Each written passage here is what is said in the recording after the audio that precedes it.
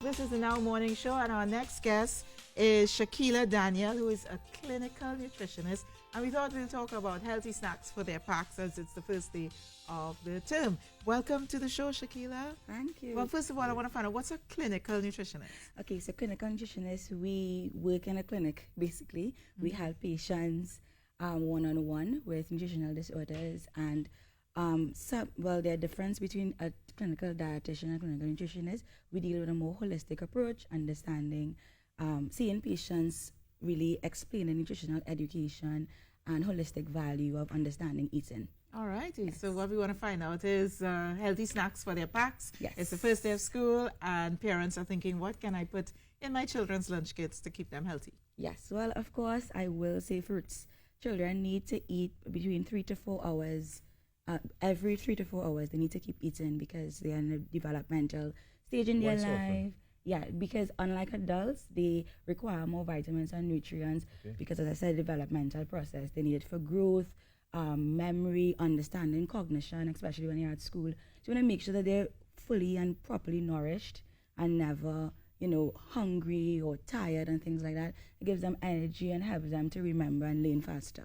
So you need to keep them nourished. Snacks are very important. That's why I think in primary school you have 2 recess. Yeah, I was just thinking that. Yeah. And secondary school you have 1. They need more.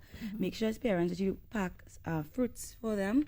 I really, really prefer local fruits. Not just because I want to say go local, but foreign fruits, when they're imported, they usually are treated with chemicals to fasten the ripening process, etc. And they're not picked at maturity. That is not healthy for your kids. Okay. They can mimic GMOs, and you don't want any carcinogens or any cancer-causing stuff to affect them in their childhood. So choose the local fruits that you can probably pick or get fresh from the markets.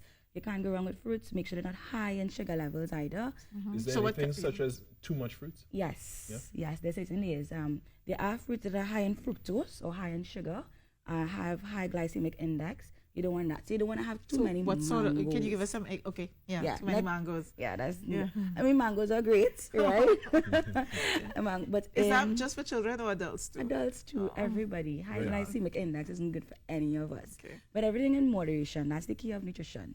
Really making choices that are good for the digestive health and for satiety, and training your children. And I must say parents are the examples. You can't want your children to eat well, then you're not making good choices. So give them fruit. It could be, if you want mangoes, half-ripe mangoes. Okay. Watermelons are excellent because they have a low glycemic index. They tend to make you full longer. Right. And I think are they a diuretic as well? Like they make you lose? Yeah. They are natural diuretic, help to flush excess water. It keeps them hydrated. It tastes nice. It tastes sweet.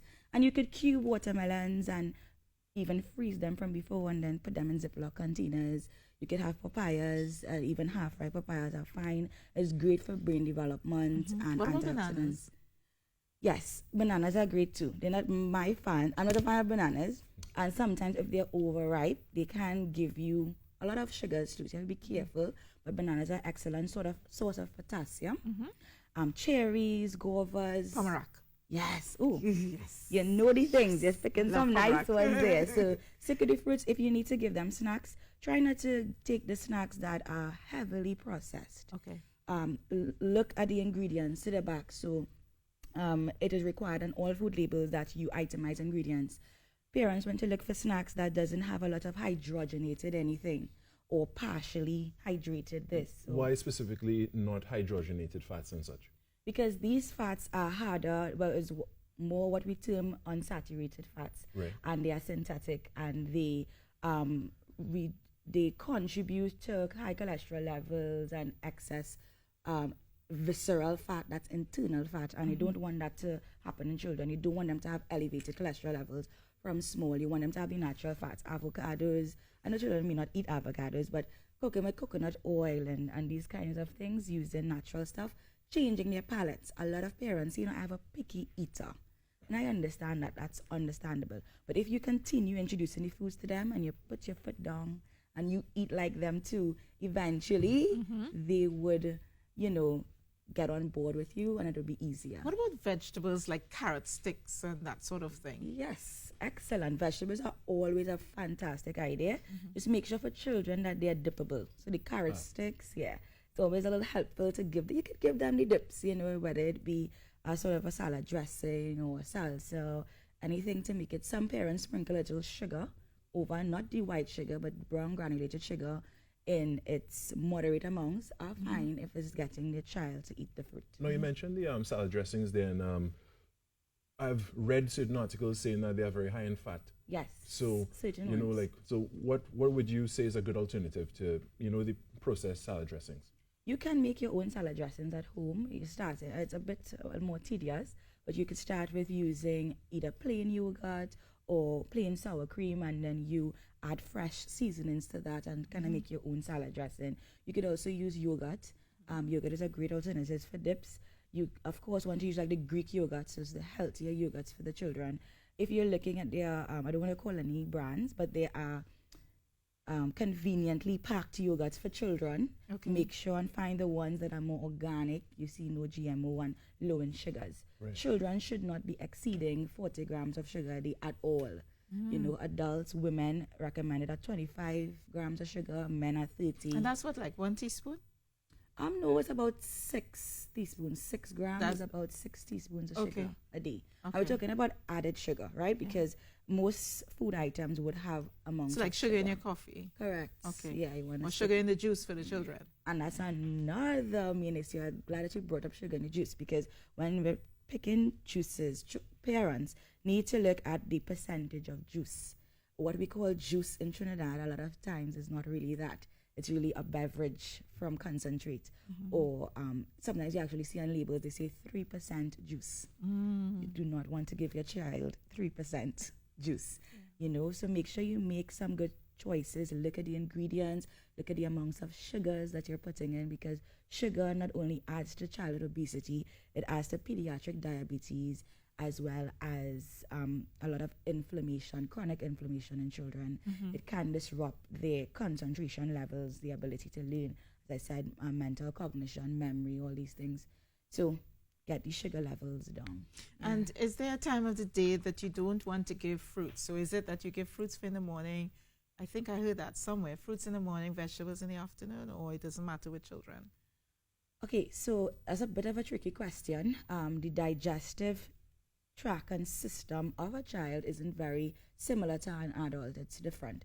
So keeping that in mind, there are biochemical reactions that happen with fruits and vegetables when we eat it at certain times. Yes, you can get fermentation with certain fruits, eating it later on at night or when they're close to bedtime. You never want to give fruits or vegetables too late to children. When they go to bed, it can contribute to indigestion and irritation, that kind of thing. And so yes, kind of keep the fruits in the morning and in the daytime. Use fruits that are not very fermentable. I should say, like the is that a word? Right? It is now, but not highly fermented fruits. Like you have your pineapples and things like that. And pineapple, you have to be careful what you put it with. So yeah, keep the fruits in the day. You mentioned a term earlier. You said high glycemic index. Could you give just a simplified explanation of what high glycemic index is versus low glycemic index? Okay, so it just means the sugar content of food. Most foods that I mentioned has sugars. You have polysaccharides and disaccharides and monosaccharides. It basically means the sugar, the glucose content of a single food. A high glycemic index food has a high amount of either natural or added sugars in it. Even with fruits, high glycemic fruits would be fruits high in fructose. Fructose is a type of sugar, a polysaccharide, naturally existing in fruits and vegetables. And some fruits have it more than others. They would increase in the amount when it has reached maturity or high or overripe and things like that. So you just really want to make sure your glycemic levels or index of foods are lower. In that way, you don't have an excess of sugar in it. Right. And make sure and include protein in the diet, parents, please. Meats are very important, less processed foods, but give them the breast meat or the thighs, and let them eat chicken and fish and, explore on what they like. Make sure that you have high protein content and high vegetable content. And, the carbohydrates are regulated. Regulated. I'm glad you said that. We have Yeah. just a few more seconds, Okay. but in terms of like bran muffins and stuff, Yes. because we spoke about fruits, vegetables, Right. and proteins. Yes. Things like homemade muffins, Yes. bran muffins. and Those stuff. are excellent because carbohydrates are important for your diet. You need carbohydrates to activate using proteins, etc. So don't take carbs out of children's diet, but sneak in the whole grain and sneak in the bran and these kind of things. Trick them into eating whole wheat pasta. Introduce them to quinoa. You could kind of just saute it in some nice chicken stock so it tastes nice, you know. Okay, So that's interesting. yeah, I got some ideas there of, really getting the children's palate very diverse and introducing some great alternatives to just the white rice and the flour and stuff like that. And of Whole course, wheat there's salad. always good old spinach. Always can't go Always. wrong. Thank you so much, Shaquilla Daniel, problem. clinical nutritionist, Yes. for joining us. And I'm sure we're going to see much more of you. Yes, on the everybody Now wants to Morning visit Show. the clinic can do so. Yes. We're located at Center of Excellence in Makoya. Yeah. Right there in Makoya. Just pop by and Classy Bodies Wellness. Call us, check us on Facebook and Instagram. And we'll help you out plan your meals. All right. Thank you so much, Thank you. Shaquilla Daniel. We're taking a few messages. Come back. We still have a little bit more time with you here on the Now Morning Show. Back after this.